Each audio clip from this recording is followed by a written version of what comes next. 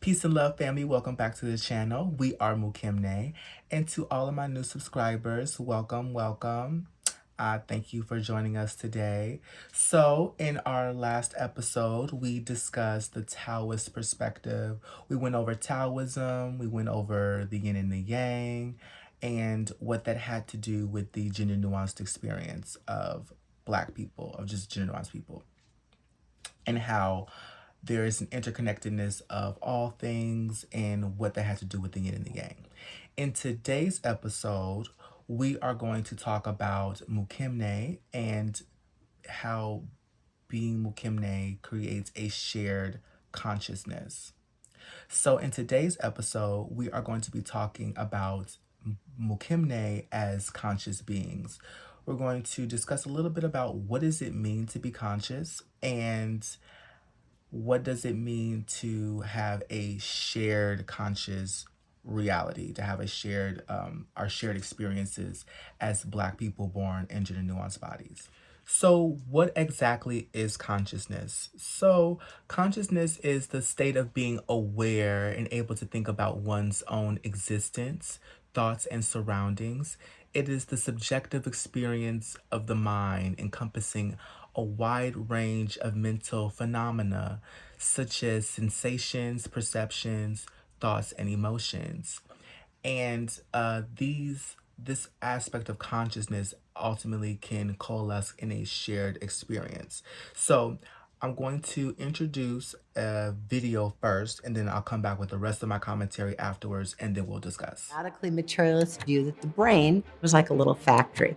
It produced thoughts, much like packages on an assembly line.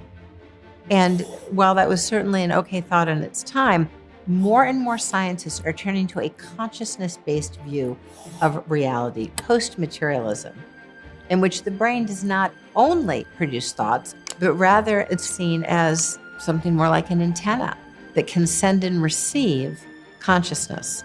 Consciousness holds information, and there is a valence, there is love, there is an intelligence. Consciousness can take the form of matter, and consciousness can exist independently of matter.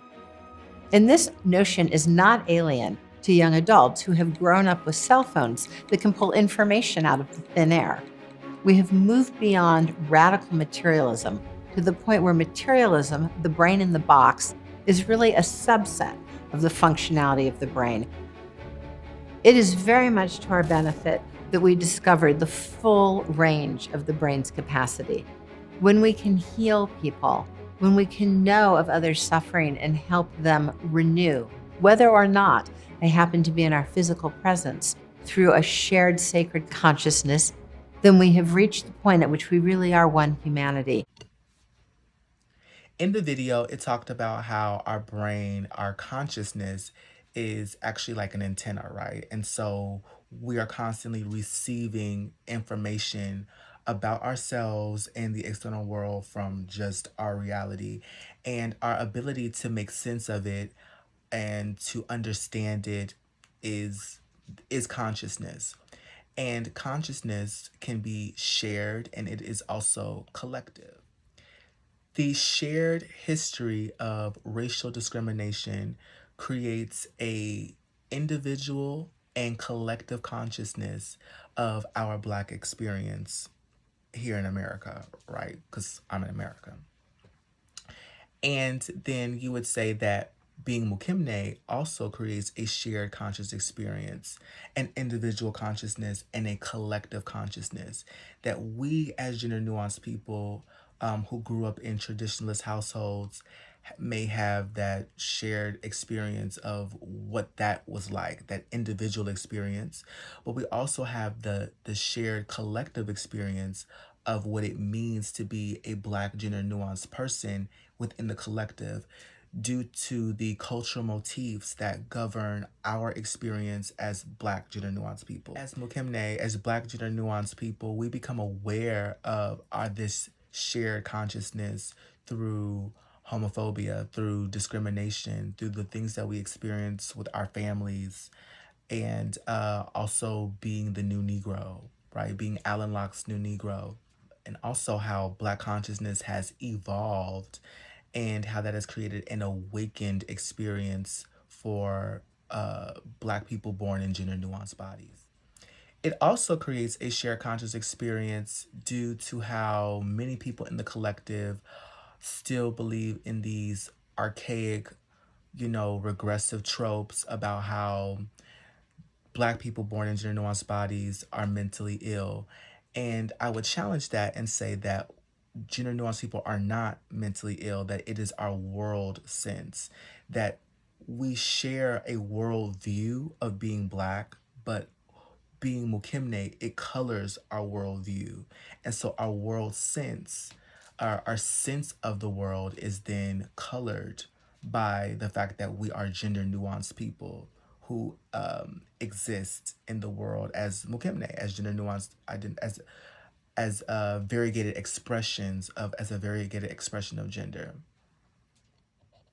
The cultural layers of misogyny and the interplay of homophobia, femphobia, and transphobia, they are what lead a gender nuanced person to their own awareness, their own individual awareness of their variegated gendered expressive of identity. So, for example, we know what it means when you walk into the store. Like I was in the store one day, and this Black man I've never seen before in my life walks up to me. He sees my hair, right? The beads on it and everything. And he looks at me, he says, men's is men's and women's is women's. Men's is men's and women's is women's. Right? That cultural that that the idea of, this is the way I think about consciousness, right? So the fact that he felt so propelled to let me know that men's is men's and women's is women's, that is culturally ingrained within the collective. And it's due to the fact that there are these cultural motifs that then govern our experience. So it's also the idea that how gender nuanced, for example, gender nuanced men were placed in what I would call these psychological towers, right? Where we were siloed, if you grew up in a traditionalist household, because not in my house, don't bring that gay stuff over here in my house. That then creates a shared conscious experience of being a Black gender nuanced person in a traditionalist household. Recognizing how we are Alan Locke's new Negro also leads to an understanding of how we occupy this place of being a double minority, existing underneath the cultural law as well as the legislative law. And for some gender nuanced people, they experience double, triple, or even quadruple minority. Also, due to this awareness of our variegated gender identities, it also leads to awareness of certain archetypes that then emerge through our experience. It's the archetype of the Princess Fiona, the archetype of the Ladyboy, and the emergence of these archetypes also are connected to the Harlem Renaissance. They're connected to, our historical past of liberation and struggle for our rights as people. That it was Stonewall, for example, is an example of, our experiences as Black gender nuanced people, born in Black gender nuanced bodies.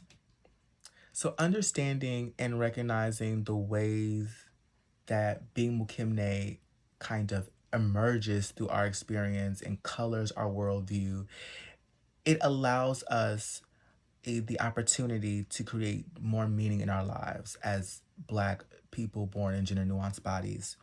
That we are able to experience the wholeness of being and access new realms of love and spirituality as Black people. We also have the opportunity to create deeper understandings of God and how God moves in us and through us, and how we can then use our gifts, our creative gifts, as talented people that we are, as the creative people that we are, to then just live out our lives fully and wholly. That we are beings of love and light. That we are love incarnate. We are Mukimne. a great number of people have noted the times in which the brain appears not to have created thoughts, but through elegant design that seems to be receiving thoughts or perceiving information beyond what could be transmitted by the senses. Perhaps the brain might even come to be seen as a materialization, a reification of consciousness, as we see synaptogenesis, the making of new neurons in people who are devoted meditators. What the brain is, we have yet to fully grasp, but we can say with certainty that there are neural correlates, patterns, circuits in the brain that go hand in hand with profound transcendent awareness. And that in that transcendent awareness, there is predictive power, precognition. There is simultaneity of knowing. There is consciousness in two places or even more places. And could it be we're reaching a point as a human community where when we are well aware that we share consciousness, we are ever more mindful of what we put into this sacred field of life?